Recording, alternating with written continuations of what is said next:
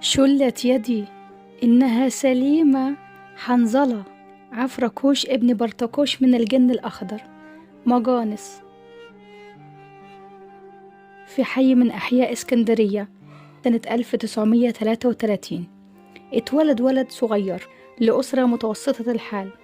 الولد ده كان اسمه محمود فرج. من صغره كان مختلف، جسمه رياضي وقوي، وكان بيعشق الملاكمة لدرجة إنه بقى بطل من أبطالها في مصر. محمود فرج اللي الناس كلها عرفته بعد كده باسم عفركوش أو مجانس. بدأ حياته زي ناس كتير، خلص تعليمه وحصل على بكالوريا التجارة، وبعد كده درس فنون مسرحية ودخل مجال الفن. لكن الغريب إنه قبل ما يلمح في السينما اشتغل في وزارة الكهرباء وفضل فيها لحد ما بقى وكيل للوزارة.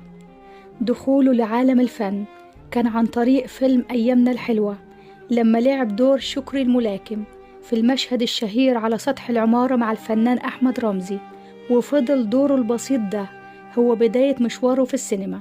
بعد كده شارك في أفلام كتير مع إسماعيل ياسين، وكان أبرزها دوره في فيلم الفانوس السحري كعفركوش ابن بردكوش، العفريت اللي كان بيخرج من الفانوس ويقول جملته الشهيرة: شبيك لبيك خدامك بين ايديك تطلب ايه. الدور ده بقى علامة في تاريخ السينما المصرية. لكن الدنيا كانت قاسية على محمود فرج في أواخر أيامه، رغم إنه ساب بصمة كبيرة في السينما المصرية، إلا إن الأضواء بقت بعيدة عنه، ومع الوقت الناس نسيت عفركوش اللي كان بيسعدهم. اتغير الزمن واتغيرت الأجيال، ولما احتاج حد يقف جنبه ملقاش حد. الأسوأ من كده إنه تعرض لموقف صعب جدا لما صاحبة العقار قطعت المية عن شقته لأنه ما قدرش يسدد فاتورة مية كبيرة، وده أثر عليه نفسيا بشكل كبير. مرض السكري أخد منه كتير، وبقت حياته مزيج من الألم النفسي والجسدي، لحد ما رحل عن دنيانا في 5 يوليو عام 2002.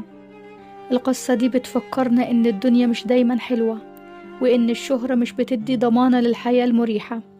العبرة هنا إن الإنسان مهما كان ناجح في حياته لازم يفضل محافظ على علاقاته الإنسانية، وما يعتمدش على الأضواء بس. الناس اللي حوالينا هم اللي بيبقوا لينا في وقت الشدة. والأهم من كده إن لازم نحافظ على القيم اللي تربينا عليها، ونقف دايما جنب اللي بيحتاجنا، لأن الإنسان اللي بيتكبر على مساعدة الناس بيلاقي نفسه في يوم من الأيام محتاج للي ما بقاش موجود.